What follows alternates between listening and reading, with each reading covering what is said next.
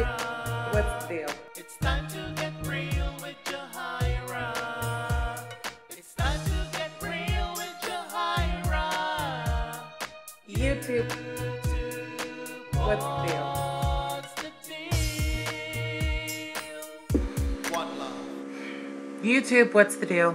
It's your girl Jahira, and I am back. I don't want to give y'all the impression that I'm not happy to be back.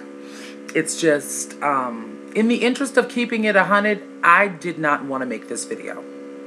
At all. I did not want to make this video. But when, I think I've just encountered one too many Facebook posts, seen one too many tweets, watched one too many videos about the issue of this word, tranny. And I'm tired. I am tired. I'm tired, and yet to just stick my head in the sand and act like this is not going on and act like this is not something that I should step up to the plate and speak on would be wrong. It would be wrong. Wrong would be the word. Irresponsible. There we go. That's what I was hunting for.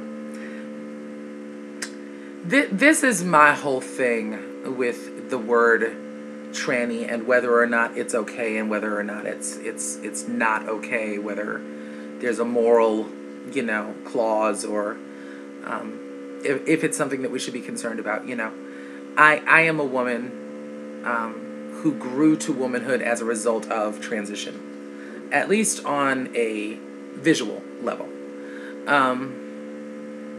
And for me, tranny, as directed to me, to say that it's not a word I like would be putting it really mildly.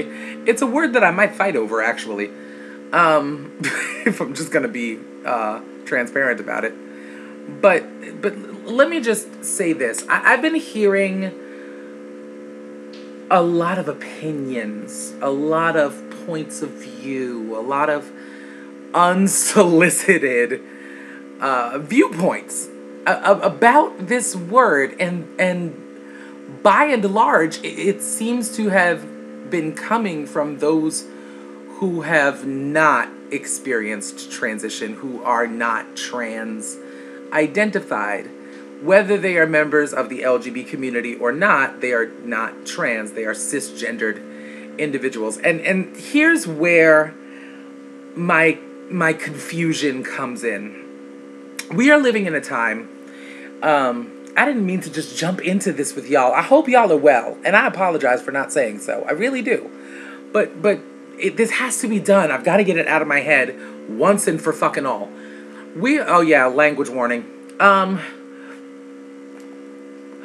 We are living in a time where we have, everybody is, everyone has always been entitled to their opinion, but thanks to the age of social media, we have these incredible amateur orators and amateur theorists and amateur philosophers who jump up on their little ISP soapbox and declare how they feel about the issues of the day. It comes down to a lot of feelings. This is how I feel, and I feel that, and from my point of view. And I mean, I suppose that's great. I suppose it's one of those things that can be used for the greater good or used for great evil, depending on, the kind of person that you are. I'm fine with that to a degree. Although sometimes it's nice just to sit back and watch. That's my personal stance. But yeah, it's going on, and, the train will not be stopping, so I guess we'll all just have to kind of get used to it. And I'm, in the grand scheme of things, I'm fine with that. My issue is this. My issue is when we speak on these opinions, but they have no real lived experience basis behind them. There's no real firsthand factual backbone to the words that are flying off of your fingertips. There's none. You know what I'm saying? Like, I couldn't sit here and make a video for 2 freaking hours about what I feel walking on the moon must be like if my fat ass has never stuck a pedicured toe on the moon. You understand what I'm saying? Like, you're entitled to think and feel what it is that you know what I'm saying, to come from your own perspective, your own point of view. That's great, but you're not living this. Now, from an empathic standpoint, if a derogatory term is used towards a lesbian or a gay man, I can feel compassion for that, because I know what it is to have derogatory words thrown at me. But there seems to be this real dig your heels in the sand, blatant stubbornness when it comes to a group of educated people telling you that this word is hurtful. Now, and granted, there are a slew of gay men, and most of those gay men are drag queens, who have tried to reappropriate the word tranny to make it a little more kitschy, a little more tongue-in-cheek, a little more user-friendly, if you will. It's a fun little ditty in their eyes. It is, and it can be used in such a way as to be lighthearted and sing-songy and superficial and just not. They're trying to remove the emotional undercurrent of that term. And there are even trans-identified people who do not take an issue with that term, who will use that term to describe themselves or describe others freely. And that's their prerogative. And it's one thing to use it amongst your own phylum as a term of endearment, or kind of one of those elbow, nudge, nudge, we both know what we're really talking about thing. I get that. I don't tend to employ it myself, but I do understand the inclination. I can process that without a problem. Where it becomes an issue is, speaking specifically to the RuPaul situation, when you have a national platform that utilizes terms like maybe tranny, maybe she-male, something like that, and you haven't also expressed that maybe within the confines of the acronym, this is something that we can all more or less understand what we're saying, but in terms of the greater global community, they don't understand that oftentimes tranny or she-male, was used by a guy with a broken bottle in his hand aiming it at your face, like that it was used to dehumanize and demean and dismiss your humanity, your existence on earth. That's where this came from. It is not a nickname or an abbreviation for transgender, because trans is even shorter than tranny, and we're not arguing that point. You understand what I'm saying? So that's kind of where my frustration comes in. These people who are beating their drum so adamantly about this word are those who have never experienced the violent side of it, the violent undertones, the hurtful and hateful undertones of it. Now, let me just say this. In the grand scheme of things, are there bigger fish to fry? As shouts to Cat Black, because you said the hell out of that.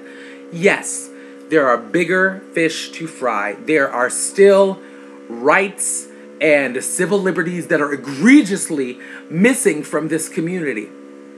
And I really feel like this whole thing is sleight of hand, because the LGBT community, which has, in my humble opinion, reluctantly brought us into the dialogue, would rather focus on the sticks and stones may break my bones aspect of what we're talking about, rather than jump behind getting some real legislation that would afford us equal protection under the law, that would afford us equal rights, that would stop us from getting arrested for walking into a public bathroom.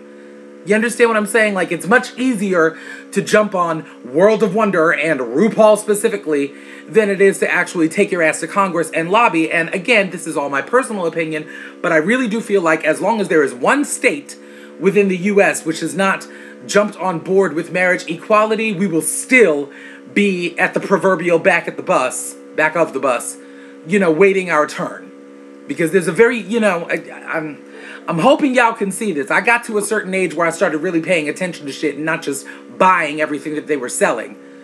There's a real agenda here, and if you're not getting it, I advise you to do some research. But that's just my whole thing on it. No, it is not a word that I would use to describe myself. No, it better not be a word that's used to describe me.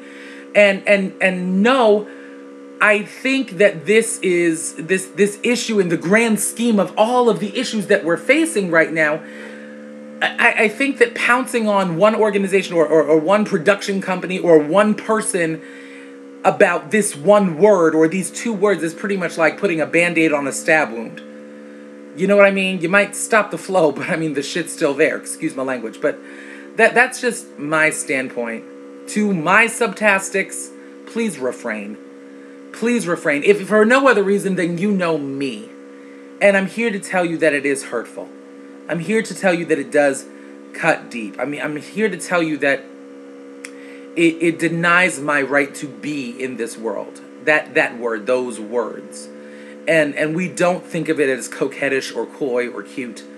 We don't. Generally speaking, we don't. And those that do generally have a right to, because they're living that experience. Please don't let any group of people who are not experiencing firsthand the walk of trans life tell you what should be okay to say about or to trans people.